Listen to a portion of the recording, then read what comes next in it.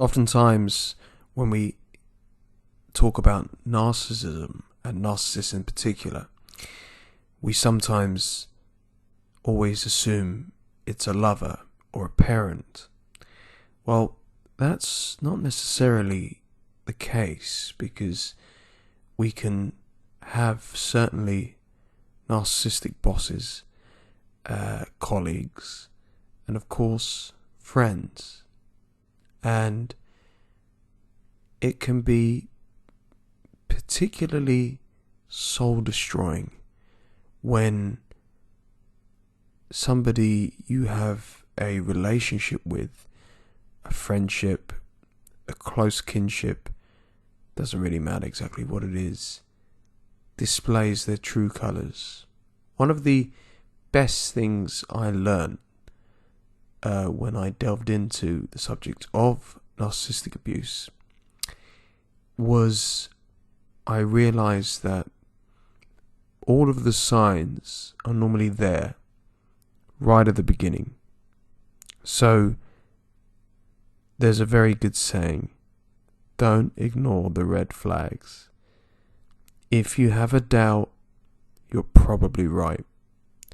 I've noticed this as I've got older, and after hitting a certain age, I sort of realised that actually, you know what, I'm starting to become a lot more correct about my assumptions than I used to be, and people are proving me right in their wrong behaviour. So, in my particular circumstances, I'm in my early 30s, and I've been friends with this person all of my life. Since the age of 1. It's a family friend, and we've been friends or close for a long time. So, he's certainly in the friend category because there's no blood relation, so he's not family, he's a friend.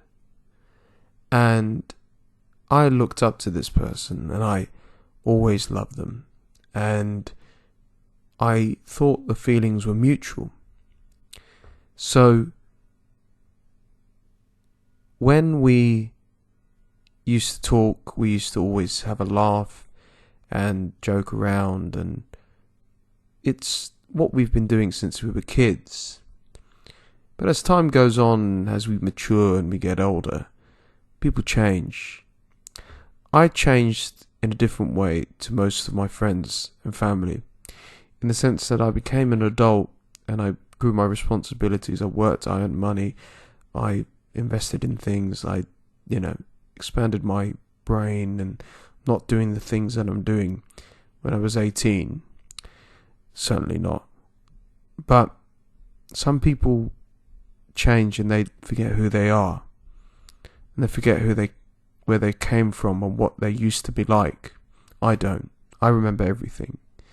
And in this person's case, he came from a rather privileged background, and so he became more snobbish as he got older. And due to the fact that I'm not from as affluent a background, I was not invited to certain events and things where he would be, and I wouldn't be allowed to attend because either I couldn't afford it or I would sort of bring his social status down. But that was never brought to my attention. Another thing narcissists do is they go radio silent. They go off the grid. And if your best friend or your closest friend, someone you love, like this person for me, goes off the grid, that's not healthy. And that's not normal. So therefore, it's a form of abuse because you're reaching out to that person and they're not getting back to you.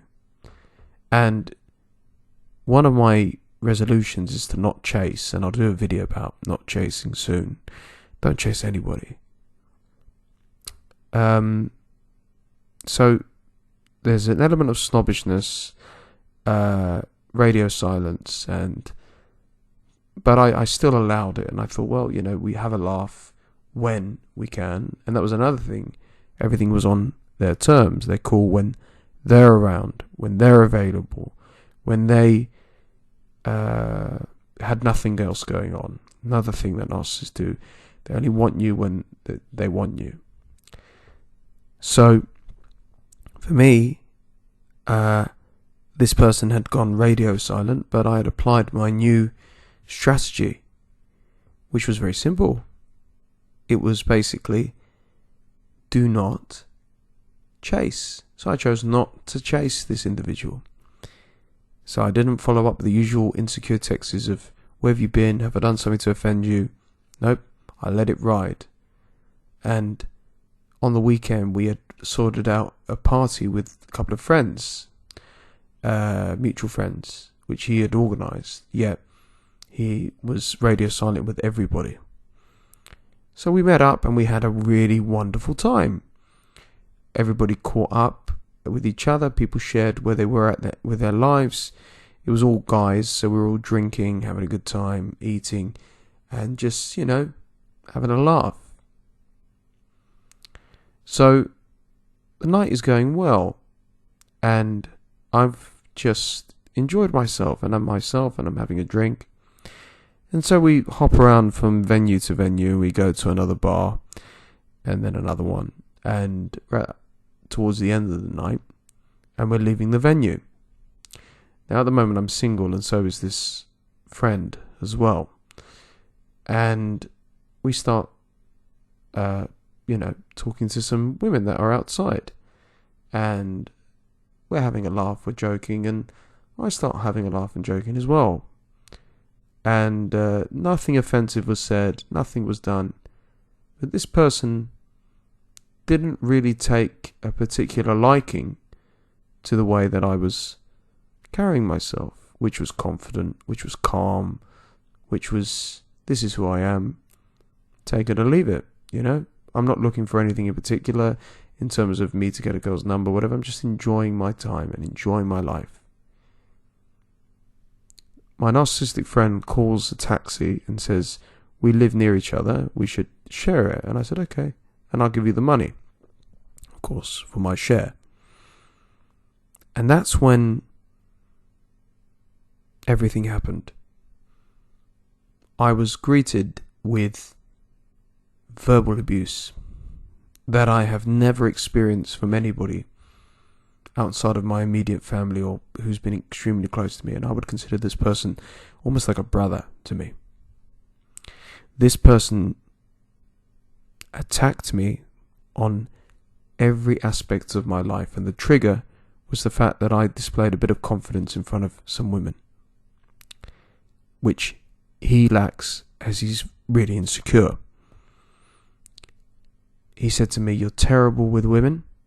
I've just been in a 4-year relationship, but okay, if he assumes so. And you're terrible at talking to women. Okay. He then criticized me for my appearance, saying the way I carry myself, the way I look is unsavory. He used another word, but I'm not going to swear on this channel, and I never will. I'll try not to. He then said that I was overweight,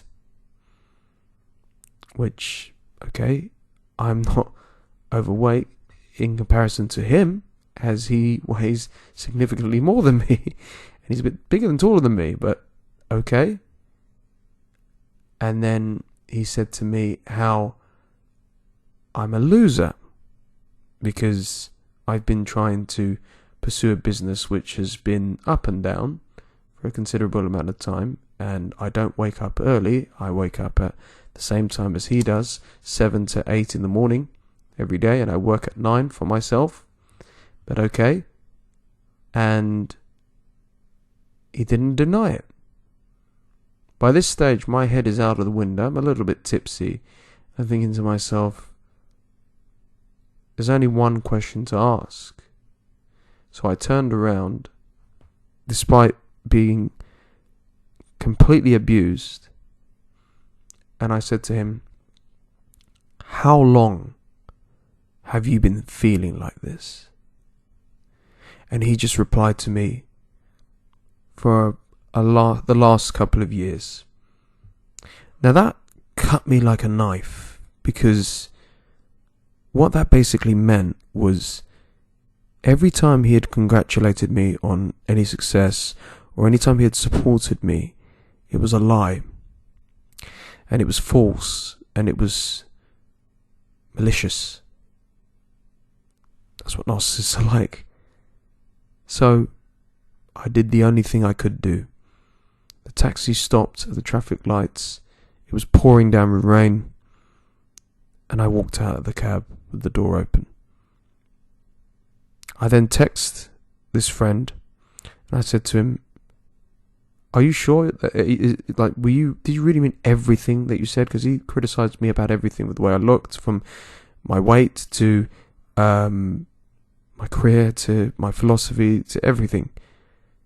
And he said, and I said, "So in your words, I'm overweight, I'm a loser, I can't talk to women, whatever." And he said, "Well, do you agree? Do something about it." That's what I really needed to hear again, as well as everything else. Because I said, "Well, you were brutally honest, and I can only thank you for being honest," I said. Just amazing I kept my composure. Now, the pain I felt that evening was pretty unbelievable. Friends and loving friends and family friends, people who are close to you, they can hit you with some home truths sometimes. Listen, you're going down a bad path, or you're addicted to X, or you need to stop this, or there's you can always be honest with people, especially in your family. But as I was listening to all of the abuse that was thrown my way, I left the taxi in the rain and walked home to the nearest train and sobbed my eyes out. Now, the good thing about that experience was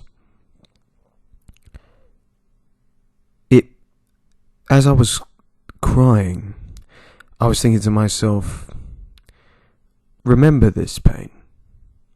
Because often we forget pain and we forget experiences, and we forgive people and we excuse people, and we're always doing the same old thing. Oh, they were in a bad place, whatever, let's just excuse it. I didn't forget that pain. I said, remember this pain. Remember it. Because it is possible for you to avoid feeling like this ever again because of this person. So, when a narcissistic person, narcissistic friend, looked at somebody like me, in his case, and he saw that I was happy, jovial, having a great time, get along with everybody, displaying confidence, just enjoying myself. Narcissists can't handle that. Because narcissists think, well, I'm miserable, I hate myself, I'm worthless. And obviously this person looked down on me. It blew his mind that, well, how is he happy and I'm not? Well, part of my happiness, as the narcissist thinks, in his case, is he needs to be lower than me. He's got too happy. He needs to be brought down a peg or two, and I'm going to destroy him. And that's what happened. Narcissists will use the word they love you, including friends. Someone who loves you doesn't make you feel like that. I walked home in the rain to then get on the nearest train, and there was no text back from him to ask if I got home safely, and apparently that's somebody that loves me. So, and I was just saying, the only thing I could say in the text is I said, thank you for telling me what you said. You need to find somebody who's more on your level, because it's clearly not me. And he was responding back with, you're blowing it out of proportion. I said, I'm not. You need to find someone more suited to you, who you find mutually acceptable. It's obviously not me.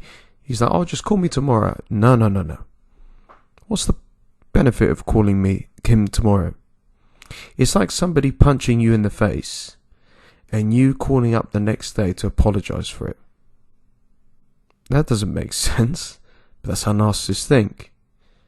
So when I got home with tears in my eyes and I struggled to sleep all night, I woke up the next day and I was obviously part of a lot of WhatsApp groups that he was a part of. I left them all and I deleted his number. I didn't block him. I deleted his number. I told my very, very close family and friends what had happened. They were mortified by what had happened. And we all agreed the only way to deal with this is by the most powerful two things you can do when it comes to narcissists. And one of them I already did, which was walking away, because why on earth should I be subject to such abuse from a person? And number two, no contact. He genuinely probably thought I was going to call him the next day. It's not going to happen, my friend. Or should I say my ex-friend. So there he is, sitting by his phone, thinking, any moment now, that call's going to come through. Sorry. And how narcissist works is they fester. They think, any second now, he's going to call me, everything's going to go back to normal, and we're going to act like nothing happens, and I'm going to excuse it to me being a bit drunk. Stand up for yourself, guys. Seriously. Stand up for yourself. You don't deserve to be treated the way that I was treated. And maybe it's happened worse for you. But stand up for yourself. And that's what I did. I took a stand.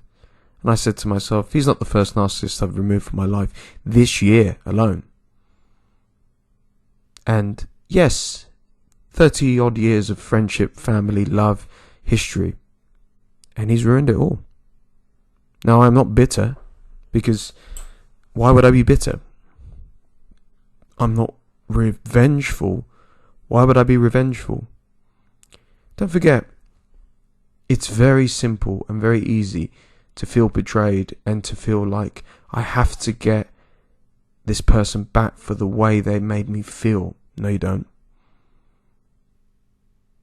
The best thing to do is to walk away and live a healthy, happy life without someone that wants to destroy it. There is no logic, there is no reasoning behind it, regardless of what they said. And obviously, 2 days later, on a lunch break, I assume, he texts me, I'm sorry for the other night. I brought up some things that should have been discussed in a more appropriate, more sensitive way. This is his words. I think it must have come as a shock to you, and I showed a lack of compassion in that regard. You are my friend. I love you, and I'm sorry. In terms of what I said, there was a lot of genuine belief in what I had to say. So just to summarize, so he does think I'm a loser. And he does think I'm overweight. So he's not taking it back. He does think that I look awful and everything. Okay. This being said, I think my reasons for bringing them up last night were not justifiable. I was very drunk. I've had a few disappointments at work, and I'm just taking it out on you. Well. That's classic narcissism there. Because what this person doesn't realise is I've had major disappointments at work. And I have had huge issues this year, and I've been very stressed. But this is the difference, guys.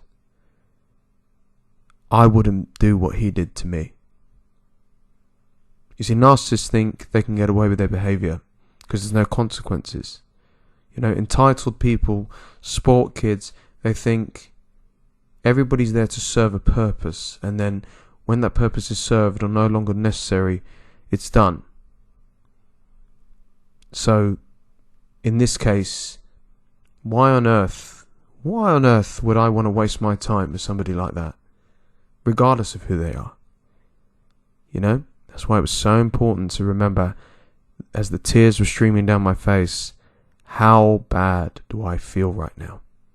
So important. My God. And it's therapeutic as well. Because any doubts, anxieties of, does this person really like me? Or is it right the way they treat me? It's all eliminated now. We know what it's like. We know that this person was not interested. This person was there to bring me down. And if not me, somebody else. And the destructive behavior goes on, and people bow to the wind, and people allow it to happen. Not me. Sorry. There's a good saying that I have, and it applies to relationships as well. I'd rather be in my pajamas at home, having a cup of tea on a Friday, Saturday night, than be out with an abusive, narcissistic, vindictive person in any capacity. You should be the same. So, what can we learn from this? Stand up for yourself. But don't stand up for yourself in the Hollywood sort of way of like, I've got to hit him, I've got to beat them, I've got to... No. Come on, we're better than that. Walk away.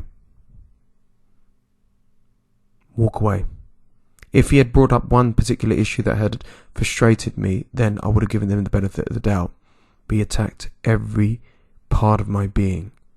And every person that has heard what was said towards me by this person, and backed up via text message as well for physical evidence, so there's no word, his word against my word, if I needed to, which I'm not going to. Everyone has agreed it's unacceptable. So, good luck to that person. You're better than a frenemy, which is a friend enemy. You're better company by yourself than being with toxic people. And this is becoming worse every day because of social media, because of politics, because of so many different things, money. People are getting worse, which means that you need to get stronger and wiser to this behavior, so when you come across this, how to handle it, like a man or like a woman, or like a strong individual. No reaction from me, no rebuttal, no swearing, no attack, no physical, nothing. Just pure heartbreak on my end, and the only thing I can do, if I'm not good enough for you, I walk away. The relationship is dead. It will never be rekindled on my end, regardless of how close our families are, whatever, because there is no reason to. Because what happens there is, if you excuse that behavior, which was unacceptable, it will happen again. Because narcissists, they don't change. They don't change. And it could be a month, it could be a year, it could be 10 years. What he did to me, if I let him back in, will be 10 times worse the next time around. And it would be over just nothing. Because they know, I got away with it before, subconsciously, I'll get away with it again. And you will be that person's emotional punching bag, because they can't handle their life. I can't handle my life at times, but that doesn't mean that I'm going to go verbally abuse somebody who I apparently love and respect. Nobody has any right to talk to you the way that that person spoke to me. And you might have heard worse. Someone might have been physically abusive to you. Oh, but I love them. Walk away. You're going to have lonely nights. You're going to have lonely days. But like I said, wouldn't you rather be alone than be with somebody who doesn't care about you and wants to mistreat you and wants to hurt you? walk away. Walk away with your head held high. I have come across in this, sorry to be a bit arrogant, unbelievably well. And this will crush my narcissistic friend, because he knows now, it's taken him time, he knows now where he's gone wrong, and he has lost me for life. And I will never, ever socialize with this person again. Ever. I don't care what families say or how upset people get. Nothing will ever top the pain I felt that evening. So, have you got a narcissistic friend? You know what the answer is. Walk away.